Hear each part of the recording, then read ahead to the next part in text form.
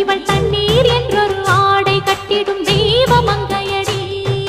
தையம் தீயம் தக்கு தீயம் தக்கு தையம் தீயம் தக்கு தீயம் தக்கு தையம் தீயம் தக்கு தீயம் தக்கு